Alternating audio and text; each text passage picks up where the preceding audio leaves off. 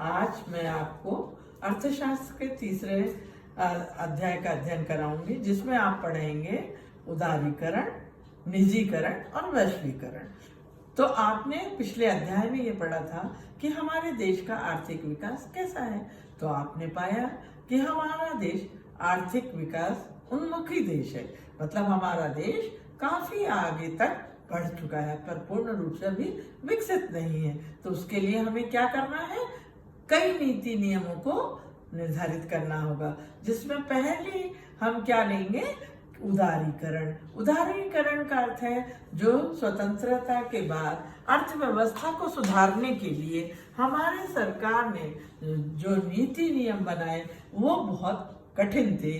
उन नियमों में हमें क्या करना होगा, संशोधन करना होगा। जैसे हमने कहा कि स्वतंत्रता के बाद आज 74 साल में हम इस जगह पे खड़े हैं, जो कि हमें और पहले वहां पहुंच जाना था। उस सब का बहुत सारे कारण हैं। जैसे 1980 में हमारे जो नीति नियम थे वो देश के हितकारी नहीं थे। हमारी अर्थव्यवस्था उस समय बहुत डगमगा गई थी। उसमें सुधार करने के लिए हमने आज 1990 के बाद उदारीकरण की नीति अपनाई, जो लाइसेंस प्रणाली है या परमिशन देने की जो विधि है, उसमें हमने क्या कुछ नियमों में ढील किया। पहले हम क्या करते थे, सब व्यापारों को लाइसेंस नहीं देते थे, उनकी शर्तें बड़ी कठोर होती थी। उन सब में हमने क्या किया, परिवर्तन किया, लाइसेंस पद्धति को आसान बनाया। पहले हम सब काम सरकारी उसमें कराना चाहते थे। सरकारी उसमें कराना इतना आसान नहीं होता है कि हर काम सरकार ही करे। तो हमने क्या किया कि कार्य कराने को विभाजन कर दिया कि आज जहां हम निजी और सार्वजनिक क्षेत्रों में भी जाएं तो हमें क्या करना होगा, उदारीकरण की नीति अपनानी होगी।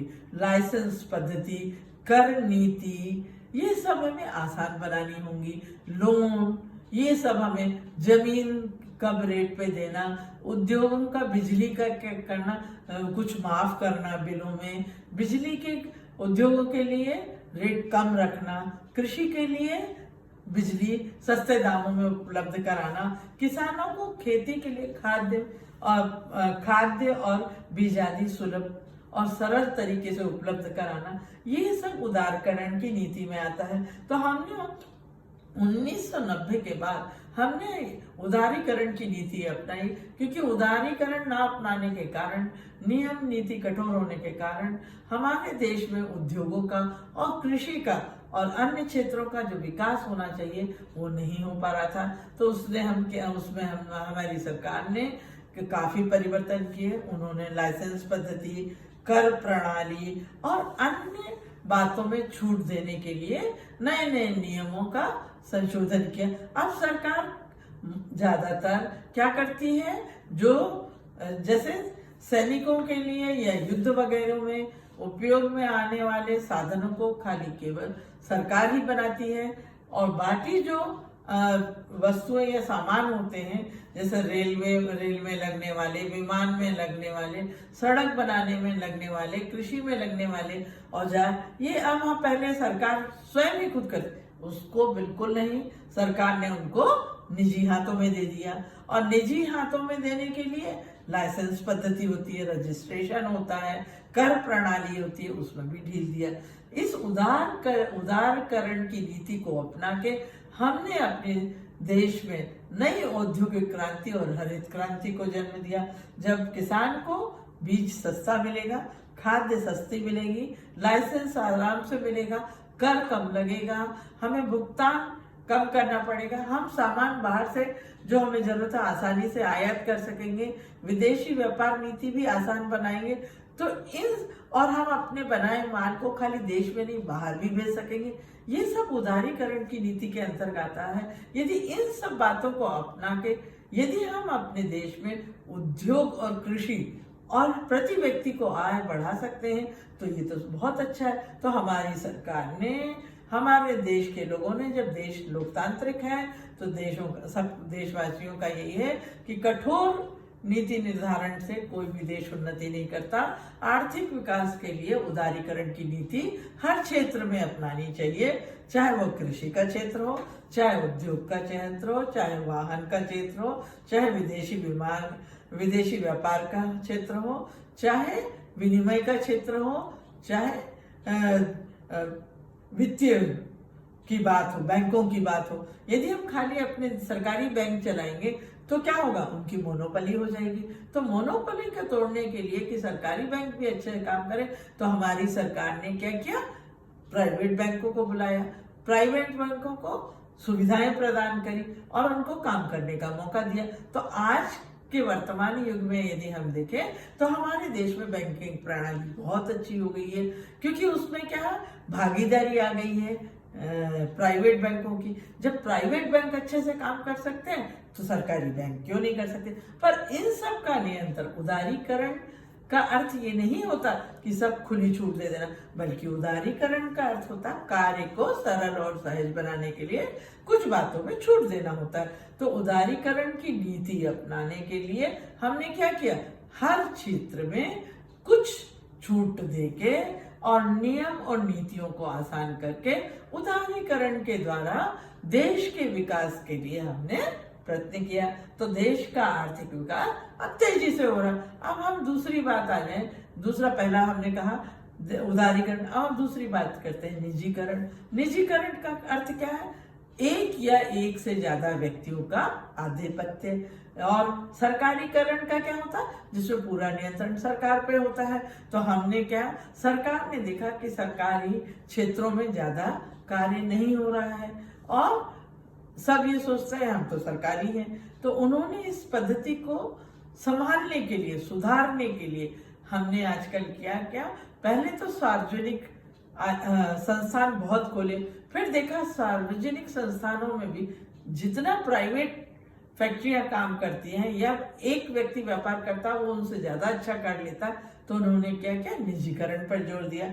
जैसे आजकल हमारे यहाँ विद्युत वितरण है, रेल लाइन बिछाना है ना, ये सब किसको दे दिया, निजीकरण को। निजीकरण का अर्थ ये नहीं होता कि पूरा अधिकार सरकार के हाथों से निकाल देना, नहीं, सरकार कुछ वर्षों के लिए उन्हें देती है कि आप ये इतने दिनों के लिए आपको लाइसेंस दिया जाता है, इतने वर्ष तक आप अच्छा काम करते हैं तो मैं आपको 20 साल के लिए और दे दूंगा, और आप नहीं करेंगे तो हम उसको वापस अपने अधिकार में ले लेंगे। तो जिस तरह से निजीकरण की प्रथा हमारे यहाँ चली, तो इसका तो बहुत अच्छा उदाहरण मैंने जैसे भी उदारीकरण में बताया था कि रिजर्व बैंक ने बहुत मोहलत देके प्राइवेट बैंकों का देश में जालसा बिछा दिया है, और वित्तीय सुविधाओं के लिए हमने विदेशी संस्थाओं को भी भारत में निवेश करने की छूट दी है कि आइए आप हमारे देश में उद्योग में निवेश करिए, हम जमीन लाइट सब आपको सस्ते दर पे देंगे।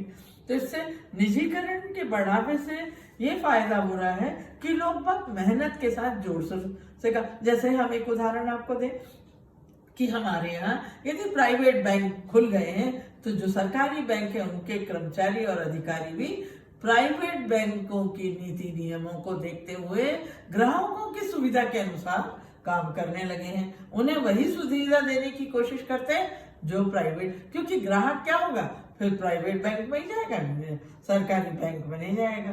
परंतु चाहे प्राइवेट बैंक हो चाहे सरकारी बैंक, सबका नियंत्रण कौन कर रहा है, रिजर्व बैंक ऑफ इंडिया करता है, क्योंकि जो नीति नियम निर्धारण करता वो रिजर्व बैंक करता है।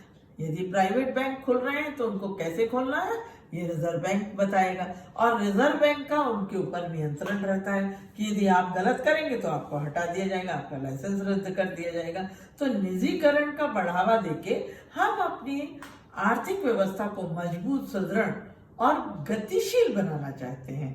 तो जैसे अभी तो हमने क्या किया, होटलों का प्राइवेटीकरण कर दिया, बैंकों का कर दिया, हॉस्पिटलों का कर दिया, शिक्षा में देखो प्राइवेटाइजेशन करने से शिक्षकों का शिक्षा क्षेत्र में कितना जाकर, इसी तरह अब हम रेलवे का भी निजीकरण करने जा रहे हैं। निजीकरण का अर्थ ये नहीं होता, जो बच्चे आप अर्थशास्त्र के विद्यार्थी हो, निजीकरण का अर्थ ये नहीं होता कि पूर्ण रूप से सरकार अपना नियंत्रण छोड़ दे, बल्कि निजीकरण का होता है किन्हीं प्राइवेट व्यक्तियों, संस्थाओं या समूह को कुछ वर्षों के लिए कार्य करने के लिए दे देना अधिकार, परंतु सारा नियंत्रण सरकार के। तो यदि रेलवे को भी सरकार निजीकरण में डाल रही है तो बेच नहीं रही है, बल्कि कुछ समय के लिए उन्हें कार्य करने, जिससे कार्य प्रणाली में परिवर्तन हो, हमारा रेल यात्रा सुगम, सरल और सहज हो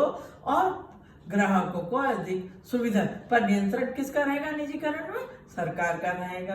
बिना सरकारी नियंत्रण के निजीकरण कोई भी सरकार नहीं करती, नहीं तो देश बर्बाद हो जाएगा। तो निजीकरण के लिए क्या करना होगा? सारा नियंत्रण सरकार के हाथ में। तो हमारे भारतीय सरकार भी अब निजीकरण पर जोर दे रही है। तो उसका नतीजा ये निकल रहा है, देश के हर क्षेत्र में विकास और अच्छा काम हो रहा। तो मैं ये कहूंगी कि देश के आर्थिक विकास के लिए गतिशीलता लाने के लिए हमें निजीकरण का साथ लेना पड़ेगा। और इसी उसमें हम कुछ उद्योगों को भी निजीकरण करते जा रहे हैं, बड़ी बड़ी संस्थाओं को भी हम निजीकरण किन्हीं संस्थाओं के हाथ में देते जा रहे हैं, जिससे हमारा देश विकास कर। अब हम तीसरी बात करेंगे, वैश्वीकरण। वैश्वीकरण का अर्थ हो रहा पूरे विश्व को एक साथ लेना। तो वैश्वीकरण का अर्थ हुआ, अभी आपने देखा उदारीकरण, निजीकरण, देश के विकास के लिए ये दोनों मुद्दे तो साथ में। जब हम ये सब कर लेते हैं तो नेचुरली देश में आयात निर्यात दोनों ही बढ़ेगा। आयात निर्यात बढ़ेगा तो हम विश्व से जुड़ेंगे, विश्व के हर देश से जुड़ेंगे।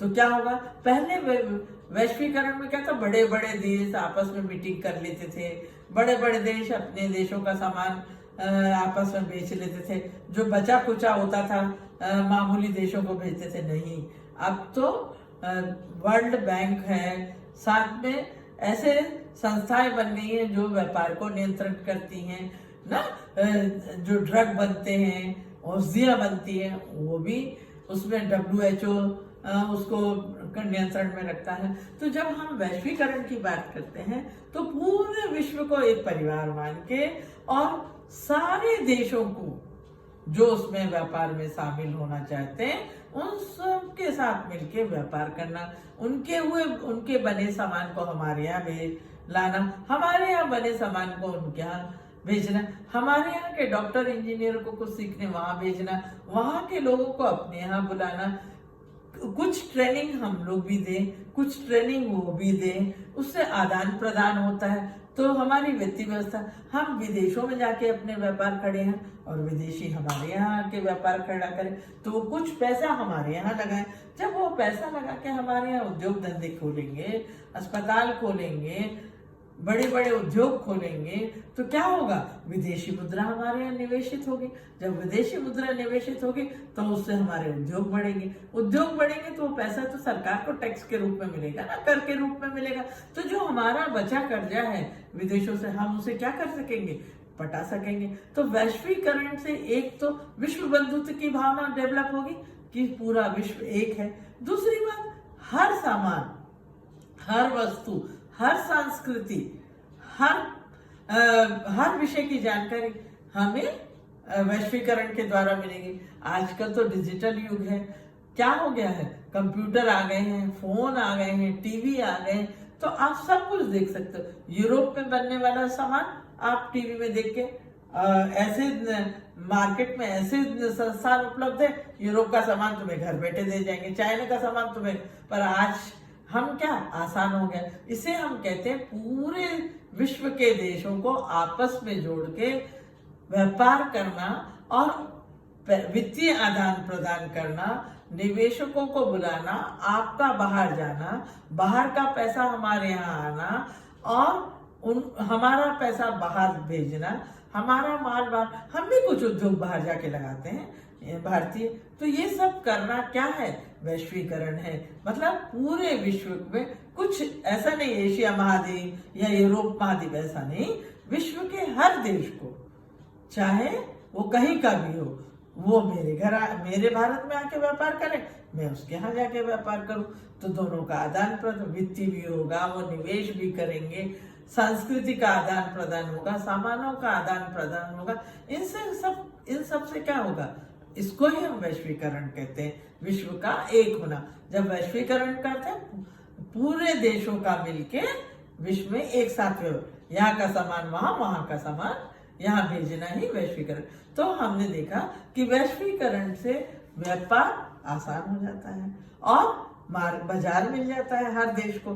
तो इसीलिए आर्थिक विकास में वैश्वीकरण का भी बहुत। तो आखिर में ये निष्कर्ष निकलता है कि जो व्यापार और व्यवसाय के लिए जो उदारीकरण, निजीकरण और वैश्वीकरण का फार्मूला अपनाया गया है वो द्वैत हित में है।